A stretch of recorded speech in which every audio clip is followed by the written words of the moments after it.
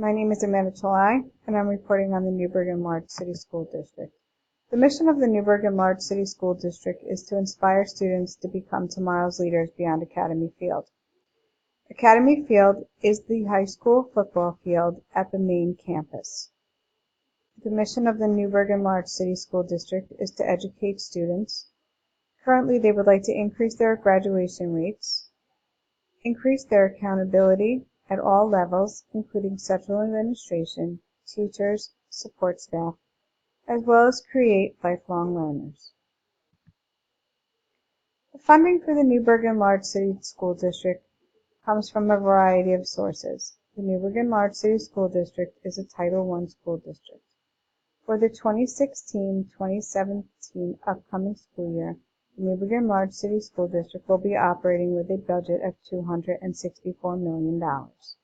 That's a 2.8% or $7.3 million increase from the previous year of 2015-2016. The majority of the income for the school district comes from property taxes, STAR reimbursement, consumer utility tax, New York State, which gives $103 million, as well as other millions that are scattered throughout the presentation.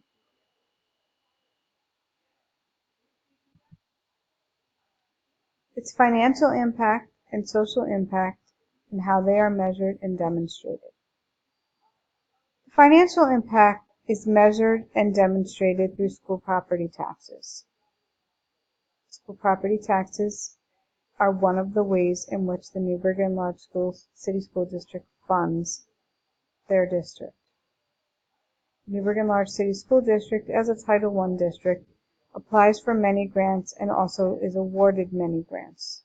They were recently awarded a $12 million contract for infrastructure upgrades to the network. The Newburgh Enlarged City School District also seems to have an endless line budget item. Some of these include free breakfast and lunch for students, utilities, technology, administrative, teacher, and support staff salaries. Additionally, the funding impact and measurement comes from New York State funding and federal funding for Title I schools. Again, the impact that can be seen is that we provide breakfast to the school district with 11,000 students. The social impact: Newburgh Enlarged City School District does many community outreach programs. They do many community days, field trips, literacy programs, summer school programs, weekend programs, all in an effort to try to increase graduation rates and also put themselves out as a social medium. There are multiple graduation paths in the high school track for the NFA. One is BOCES, where students can be trained in culinary, law, childcare, cosmetology, barbering. There's many classes that are offered like that at the high school. Then they have online classes. They have a standard high school path. They have a high school AAS combination, which is an Excelsior P-Tech combination where students, through their 4-year degree and attending schools in summer, will earn their high school diploma at the same time that they earn their associate's degree, all at no cost to the student.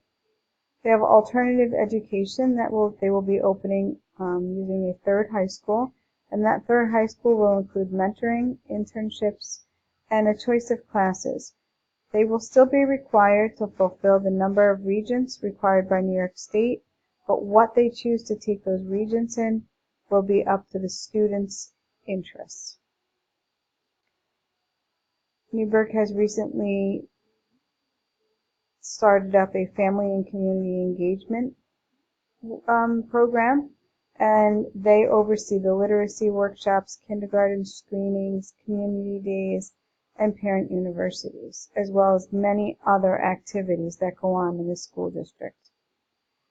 Additionally, the social impact is that 3 schools have outside mental health agencies, And the school district has also just increased the number of social workers and mental health workers that they employ.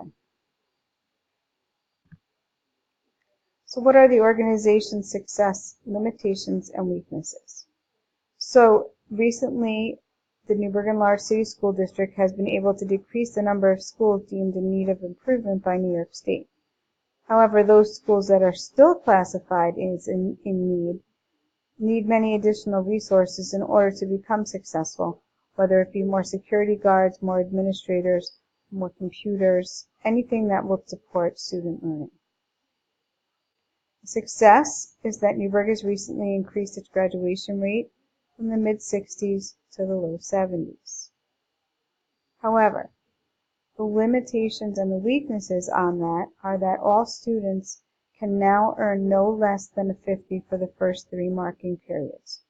That means that students start out the first 3 marking periods with 150 points even if they do no work. A success is that through the BOCES program and through the tech program, high school students at NFA main campus have been able to design a solar car, and they have driven it to Texas and back. Now they are attending a conference in London with that same car. Another success is that Newburgh has increased its digital footprint for staff and students. One of the main things that they did was they included email accounts for all students. However, the limitations and weaknesses with that are that even though they purchased domain names for all the students, they've purchased ClassLink as their dashboard, there's very few devices available to anyone outside central administration. Central administration all carry brand new surfaces wherever they go. Students, however, must rely on the few desktops that are provided by schools. Another success is that their hiring practices have become more streamlined. However, the weakness in that streamlined hiring practice is that it's taken much longer and allows potential candidates to take positions elsewhere that would have been a good fit for Newburgh. Newburgh has decided that they will pre-screen interviews at the main office in group settings. Then they take the successful candidates, put them in a pool created by the district, and principals pull from those pools to conduct interviews. The lag time is generally so long, though, that by the time candidates are able to interview for positions, they've already taken a position somewhere else due to the length of time to create the pool. And the last limitation and weakness that I would say is that the high schools, there's 3 of them, are the greatest focus. And they take away the greatest amount of resources, and they, at the expense, they do this of the middle schools. Finally, recommendations that I would make would be to increase student device use, increase student responsibility. Do not give students the first 150 points of the 325 needed to pass a class. That means that they're going into class with 40% of their grade and 0% knowledge. Increase student activities at the middle level, including field trip and dances. Increase student literacy and math facts prior to moving on to the next grade. Be sure that before you move a student on to the next grade, they are at that grade level. Focus more on schools, there's 13 of them, and less on central administration. And at board meetings, recognize student successes. Invite students to come to board meetings. Do not just make it all about public information on contracts, on people that want to use the buildings, on new programs that are being promoted. Use board meetings to recognize students. And finally, the last page are my references. Thank you.